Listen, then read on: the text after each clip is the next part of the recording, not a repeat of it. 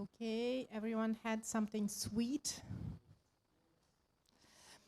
I am really happy to present our next speaker. And Sarah actually contacted us because of the first edition, because surprisingly, your background and your research fitted also very well with last year's conference. And when we were organizing this year's conference, we absolutely wanted Sarah also with us, because she's also one of those people who can create a bridge between the individual well-being through Tango to community well-being through Tango. I will read a little bit because I don't want to make a mistake. So I'm presenting to you Professor Dr. Sarah de Mul.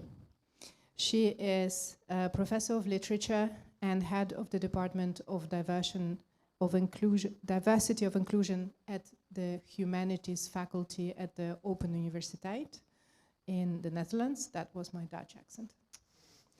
And what is very interesting about Sarah's recent research and point of interest is kind of a cross-section between art and well-being and tango and literature. And if I were to say it in my own words, for this conference is how the fact of tango happening through human touch, yet being an art form as well, what does it mean to us as human beings? Would that be good? Okay. You have your mic? I think so. Yes. Okay. Is the PowerPoint presentation ready? Please welcome Professor Dr. Sarah de Mul. Thank you. Thank you. Hello. Imagine for a moment stepping into a tango embrace. When two people meet, in that moment of touch, they don't only meet as dancers, but also as bearers of traditions, histories, of unspoken rules and social codes. And some of these social codes have made tango in the unique community that we know today, but others have woven into its history forms of exclusion, discrimination, and even unsafety, along lines of gender, sexuality, ethnicity.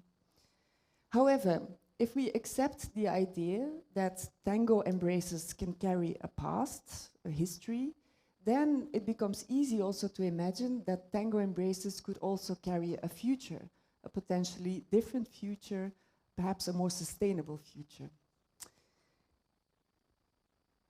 Ah yeah, I had to point there. Yes. In this talk, what I want to ask is the following. What precisely have we inherited from tango's past in its narratives, its representations, its social rules, and how can we reimagine these for the future? What if we could dance our way towards communities that are not only thriving, but are also perhaps are more inclusive and more safe? So as you notice, we are leaving kind of the domain of psychology, because obviously I would like to bring in a cultural studies perspective. Yeah, I wanted to shortly introduce myself, but I think that's already been done. Thank you for the organizers to invite me here. I'm very excited to merge the identity of an academic and as a dancer here to come and talk to you here today. And one final disclaimer, a small disclaimer I have about the title, From Art into Action. It's actually not really my own suggestion, but the one from the organizers, I think.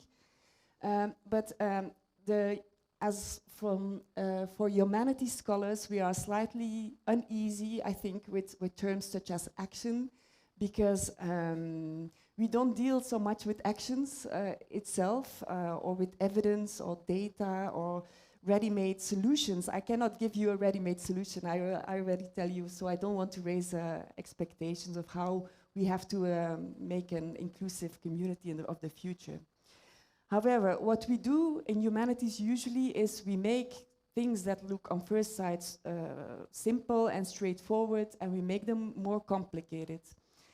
So And the idea is basically that by challenging or by putting into questions things that on first sight look simple and straightforward, we could open up a ground to rethink them, to reimagine them.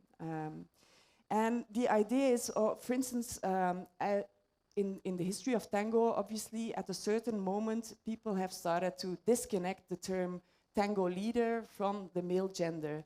And that kind of brought about big change in the world of tango, because now we have the cultural phenomenon of female leaders. So basically, to rethink the term tango leader, we changed the social world of tango. And so basically, I think that my contribution will be today that I won't be speaking so much about actions, but actually what precedes actions, which is basically imagination, which I think is vital for any kind of innovation, for any kind of social change. Asking what-if questions. What if we do things differently? That will be the kind of guideline for my talk. So first, if we want to think about or imagine a different future, it's always interesting to know where we come from and what we would like to leave behind us. So what precisely have we inherited from tango's past, according to academic research on tango from a cultural perspective? And the first thing, I mean, you all know the stereotypes about tango, that heterosexual couple dance, once called the vertical expression of a horizontal desire. The centrality of the heterosexual couple is very much part of the history of tango. And to start with, I would like to look together with you at a performance of the Mundial 2025 of last week. There was a couple, Guillermo Cernias and Angela Di Lima, and I think maybe some of you have already seen it. But okay, let's look first. Ah, yeah.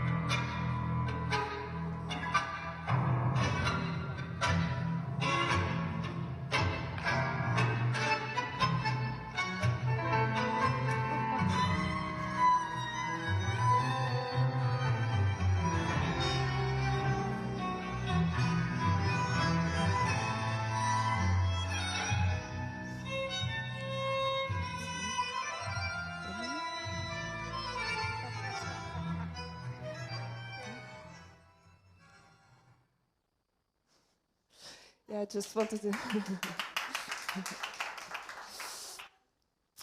Yes, basically it's a parody, we could all agree. Maybe I should, they told me I should move it, so we'll stop. Maybe we could look at it entirely when we still have time, but I want to say many things. So it's a parody, and a parody, what is going on in a parody, we produce humoristic effects because we invert or exaggerate what we usually think as normal and common. And that, I think, makes this performance very clear. What we usually think is common, the heterosexual tango couple, which is kind of also asymmetrical, is here exaggerated. And later in the performance, it's inverted because she starts leading. You've seen it? Yeah. So that's the first kind of idea that we inherited from tango's past, the centrality of this heterosexual couple. Usually, each has their own role. The man is usually taller than the woman. During demonstrations, women hardly lead. Women are often younger than their male partners, often less experienced. Women's erotic aura and technical skill is also directed towards the male dancer. And communities of practitioners around the world, we repeat kind of these codes and stylistic elements, and that maintain actually, that maintain this historical reconfiguration and keep it alive.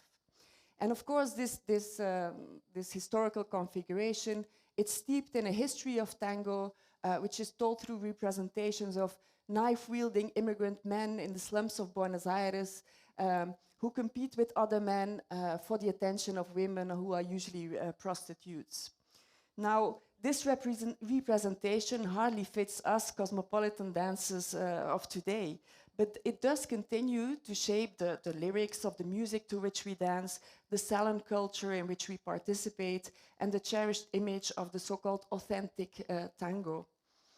Now, through a reconfiguration of gender assignments, such as in this performance, tango's historical reconfiguration of this heterosexual couple, you could say, is being questioned, but it's also being brought into play again in the globalized milonga of today. Then I would like to move on to gender aspects of this tango's past. You know, gender aspects are very much embedded in the history of tango. In the lyrics of the tango music, there are many stereotypes, both about machismo, masculinity, about subservient femininity. It's also present in the performance of the dance. You have poses like the fallen woman pose. Oh no, it was actually in the previous slides. Well, this fallen woman pose, and you probably can imagine it. In the more traditional salons, women wait to be invited, the men are active and they invite. Now, many feminist scholars have studied and criticized also the genderedness of the dance and these traditional roles that are attached to the roles of dance. For instance, they've asked questions of how could it be that we as modern dancers and contemporary dancers, how do we negotiate this discrepancy between, on the one hand, we have this late modern commitment to gender equality, but on the other hand, we are involved in a dance that has these kind of archaic forms of traditional gender roles. In a book called Dancing Tango, Kathy Davis, I don't know, maybe some of you know her, she asked the question, is feminism actually compatible to dancing tango as a follower? How is that compatible? And her answer is yes, it is compatible, so be assured. Critical interest has also been directed to, for instance, how the modernized, more active role of women in society has influenced the dance, the tango, and these traditional roles. Studies have also looked at how a more loose, open embrace in tango has also influenced these gender hierarchies in tango. And of course, last but not least, the rise of the queer tango scene, the rise of the feminist tango movement has also been very important in criticizing and challenging the traditional gender roles embedded in tango's history. And obviously also there's been, we are more conscious about sexual harassment and assault in the globalized milonga of today. Now I would like to quickly say something about ethnic kind of aspects of tango's history. There is this idea that today, at least since the recent global revival of tango since the 1990s, that tango is available to anybody, to everybody across the world, to individuals of different genders, ages, classes, ethnic backgrounds, people in rural settings, people in urban settings, etc. So there is this idea that we are all part of a global community, and people have said that it's actually a little bit contradictory or funny that that many tango dancers have the idea that we are part of a global community, at the same time that obviously we cannot know our fellow members, all of them. We've never met all of the fellow members of this global community. And in that sense, people have said that, that tango, this global community, is a kind of imagined community, just like what cultural theorist Benedict Anderson said about nations, that people feel part of a nation even though they don't know all of their fellow members of that same nation. And the same could be said about this global tango community. However, despite the fact that perhaps there is this idea of a global tango community, at the same time, there are, of course, historical and economic disparities between the global north and the global south that, that make tango anything but kind of a democratic level playing field.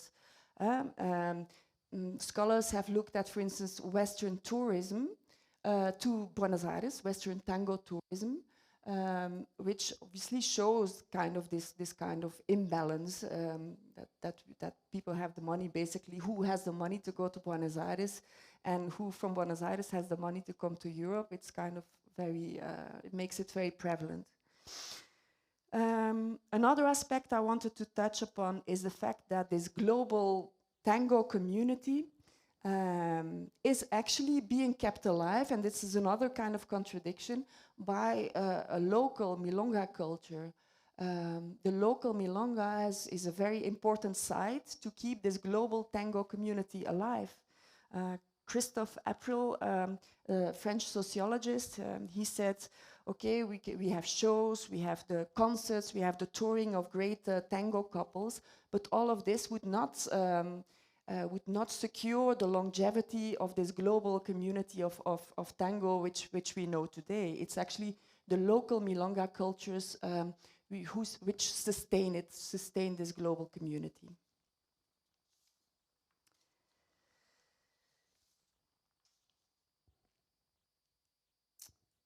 I want to move on to the next part of my talk, the second part of the question.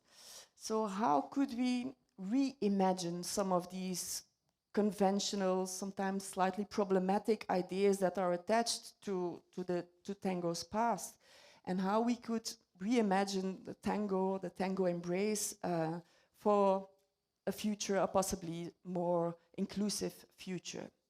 And for the next couple of minutes, what I would like to do is talk about two proposals to reimagine tango. One from a philosopher, Canadian philosopher Erin Manning, and another one from a visual artist and dancer. So they also ask, what if we imagine tango differently? Erin Manning's question, for instance, would be, what if we start thinking about ourselves in tango, not in terms of conventional identity categories, but we start thinking about ourselves from the perspective of touch and movement towards the other. That's basically, you would conventionally think that you as an individual would step into an embrace and meet the other. But Erin Manning's idea reverses it, and she says, let's start talking about how the touch between two people actually defines them and creates new meaning and new possible relations between the two. So Erin Manning sees touch as more than physical contact. She sees it as two bodies make contact, but she sees touch as a way of creating meaning together. She sees improvisation as a deeply political act. You wouldn't think about that if you are on the dance floor. So, according to Erin Manning, tango obviously is improvised, but every step is a small negotiation between partners. Who leads, who follows, how shall I respond, what shall I initiate? All of these involves questions of trust, of choice, of power as well. And Manning sees this as a political act because it reflects norms and expectations about gender, about hierarchy, and about identity, but it can also challenge these norms. And that is the third point, challenging social structures. In Tango, according to Aaron Manning, bodies meet social expectations. For instance, a man leads, as a woman, as a follower, I behave in a certain way. But at the same time, according to Manning, the touch creates opportunities to shift those roles. It could question, it could open up possibilities for new roles. So indeed, that's the final point. Touch is a possibility for change, for social change. Touch in Tango, according to Manning, shows us how change can happen.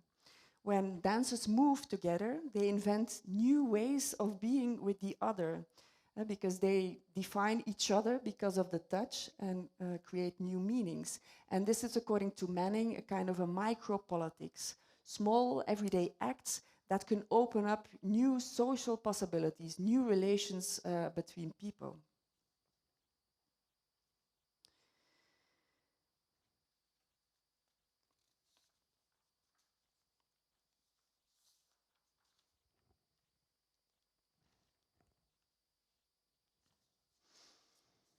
A second example of an artistic reimagination of tango I would like to discuss is Romina Pernichotte's book, Tango, Equilibrios e Desequilibrios.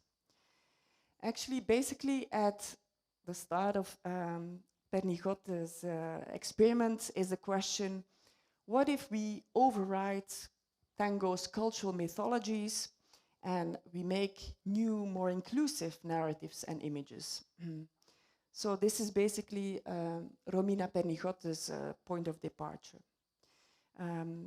In this book, she proposes to reimagine tango beyond its cliché images and to open it up to new, more contemporary ideas and images about identity and more contemporary ideas about inclusivity and community.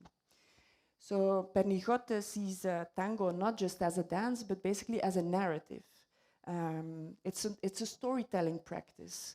And we have, of course, the music, the lyrics, we have bodies, we have movements, all of this, they tell stories of loss, of migrations, been mentioned before, everyday struggles. And these narratives, obviously, they evolve over time. Tango is not a static cultural tradition, it's alive, it changes with every new generation. So basically, we could also be part of that change in this way. Historically, she says, and I've already discussed it before, tango has been wrapped in gendered and racialized and sexualized myths, but we could break these myths or challenge these stereotypes, according to Pernichot, and write new narratives that reflect today's more diverse, more cosmopolitan tango communities. Yes. I apologize for the quality of the image. Yeah. Maybe I could, perhaps for those at the back, I could describe it better. Here you see in this book, Equilibrios et Desequilibrios. First of all, Pernichot sees tango also as basically as a movement, a bit like Aaron Manning, as a movement between complementary opposites. The complementary opposites are not the feminine and the male energy. They are abstract ideas such as groundedness and lightness, absence and presence. That is kind of the complementary ideas that dancers move between.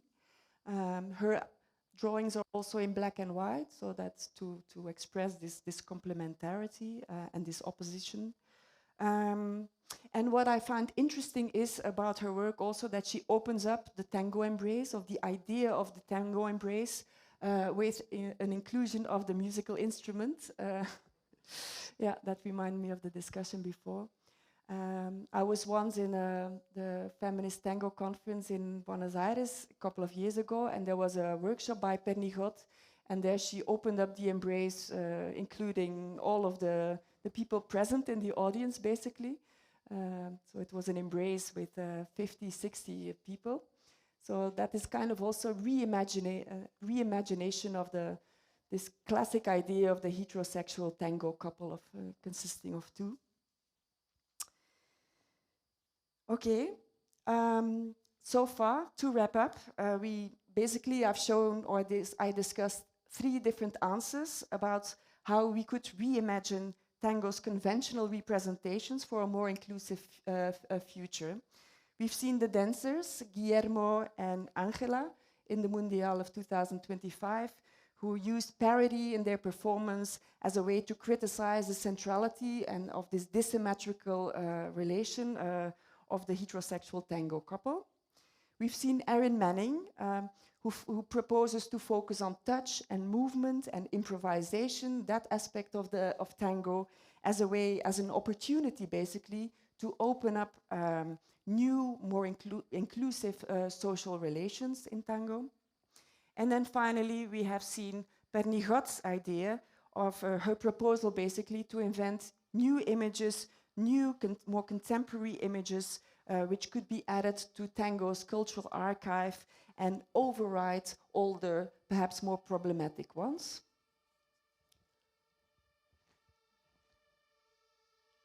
Yeah, that I said. Now, I think the task is clear, what is ahead of us, for us, in the next coming days.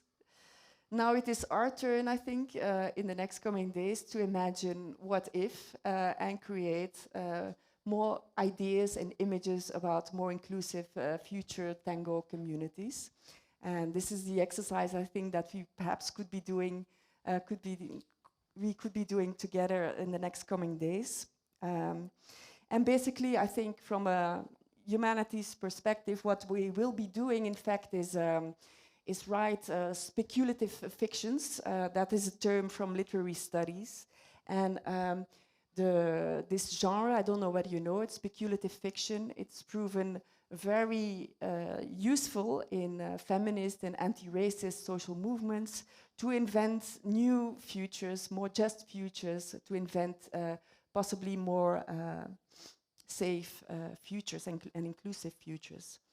So this would be my proposal. If we would have more time, we could now follow up with a small writing exercise or something, because I would be very interesting to know, or to know about your ideas and images about what's according to you would be needed for a more inclusive tango community, or what your idea or vision about it is. I don't think we have time for that at the moment, but I have one. Yeah, is it finished? We do have time for questions. Ah, okay. Yeah. We have 15 minutes.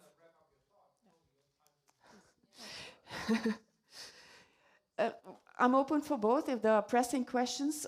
What I could also, the last final aspect I wanted to touch upon is, because I didn't think we had time to do this collective writing exercise, I asked ChatGPT to make a vision of an inclusive tango community of the future.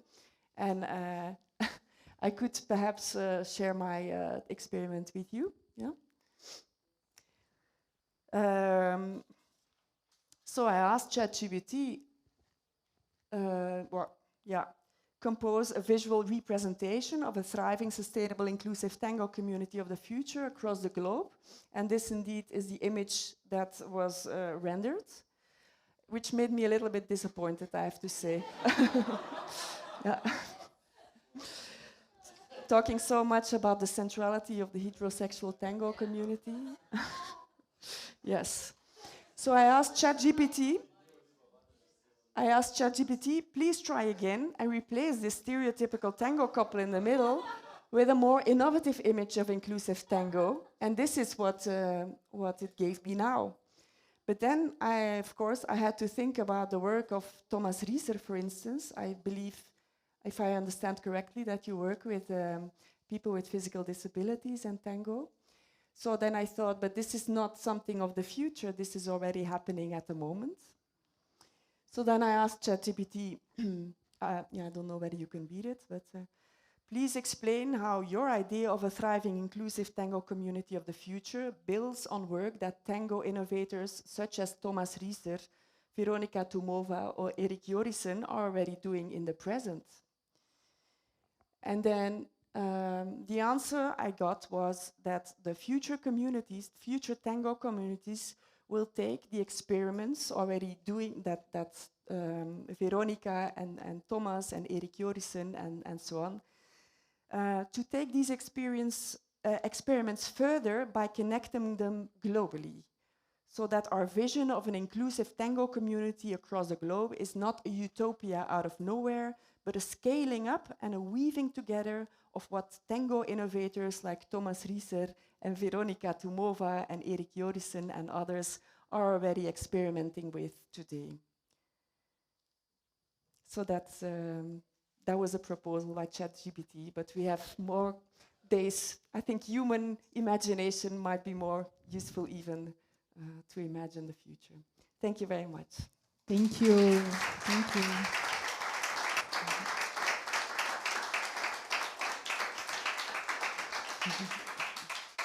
Thank you so much. That was amazing. Any questions? I will have to give you the mic. Don't speak before having the mic. Who wants to ask a question? Yes. Please. So I'm Matthew, for those that didn't meet me already. I think my question comes in from this comment here from ChatGPT about scale. So when you think of tango communities, that can be very local or it can be very global or at any of these scales.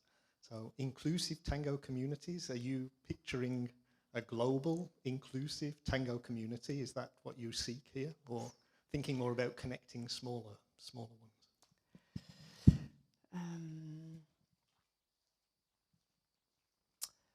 I don't know. I don't know. Both would be nice, I think. We had a discussion before we came here, actually.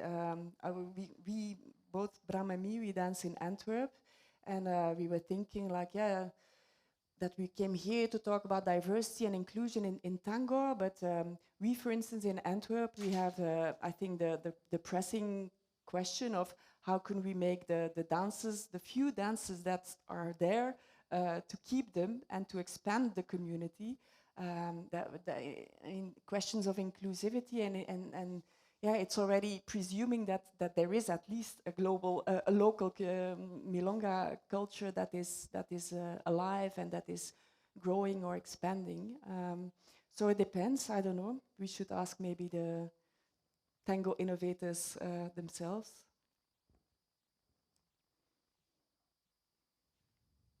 Other questions? Can I maybe just add something to this? It always, in my opinion and experience, starts with the local level. Tango is very much a self-organizing ecosystem. You don't really have institutionalized or streamlined directives or structures. So it always goes, almost all innovation happens somehow through the roots and from the local level. And then you have artistic innovation that happens through an individual artist or a group of artists. So, and because also in my opinion, the local community is the main building block of the whole building, this is also where it has to start. And what I see with certain innovations in several tango communities locally, although they could be big tango communities, is that then they are learned from and copied in other communities.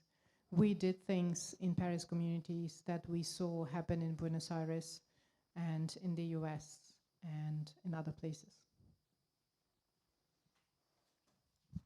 It's again an experience and a question as musicians. We discuss in our ensemble if we can still play some tangos, Milonga Triste, so it's very sweet, and actually we sing maybe about a murder of a woman, about because a man is but all people love it because it sounds nice, and so we never know. We don't have a conclusion in our ensemble. Should we just stop it, or should we make something like this, like the whatever persiflage, is that English or whatever, provocation out of it? Does that make sense? So it's a serious question. We have not a proper answer. The other thing is, I'm happy you talked also about racialized tango is white in the stereotype. While and in the music history, you have always in every book there are 2 lines about African history and black musicians. The whole percussion part, it all comes, it seems, from Italy or something. So we are also thinking of how do we express this, that it is, and there are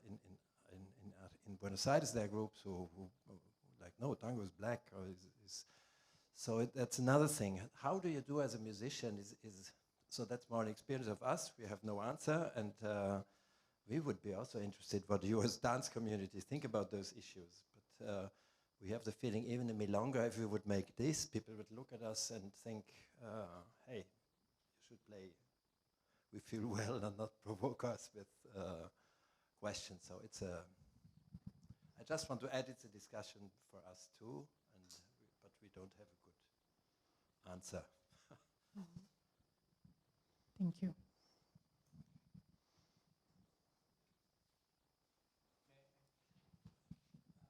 So I have a possibly a little controversial question. You said that there's a disbalance. The Westerners are being able to afford to travel to Argentina to do tango, whereas the people from Argentina are not able to go, like financially, economically, usually not able to come to Europe or travel the world to do tango. At the same time, in my experience, Argentinians own tango. Yeah. And so my question is, are we as a global community allowed to rewrite the narrative of tango? Interesting question. I believe, I'm not sure, did I actually talk about how it is? I think that's a part that I skipped perhaps. One of the things that I wanted to tell you is indeed there is this idea of that the authentic tango is connected to Argentine national identity. It's a symbol of Argentine national identity, and that idea travels through this global community, and many people still believe the idea that Argentinians, they embody the authentic tango, it's in their blood, or I want to dance with an Argentinian or whatever. So there is on the one hand that idea, and I could believe that Argentinian dancers or maestros that they embrace obviously tango, but on the other hand, culture is not a question of ownership and it's a static changing thing, and there's obviously not one thing there's no one narrative of tango, and I think that tango is being rewritten and reinvented in different places outside of Buenos Aires, which is part of the history of the global phenomenon of tango. So yes, in this way, there's nobody who has the right to rewrite tango, I would say. Hi. Hello.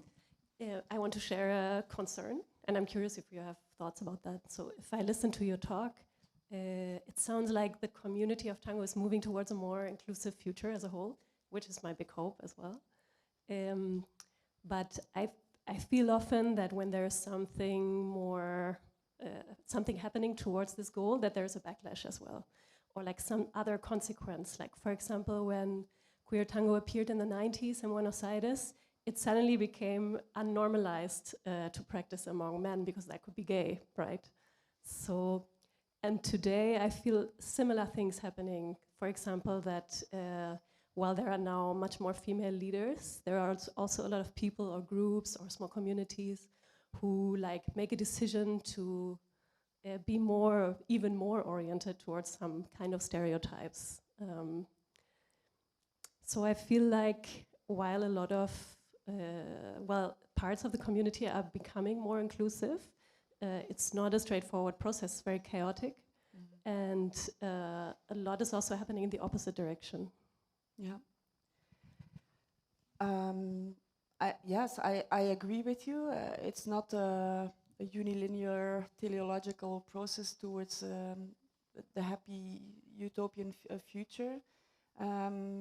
Yeah, I'm not a tango professional, so in that way I don't experience it so much, but working as a it's an entirely different context, but working as an academic in diversity and inclusion, for instance, that is the same discussion, I think, from everybody wanted suddenly to have a department of diversity and inclusion in organizations, etc. But now, since the last couple of years, we've seen kind of a backlash as well. So it's a process with setbacks and steps forwards. Maybe it's the same in Tango. Yeah, I don't know. Yeah. Yes.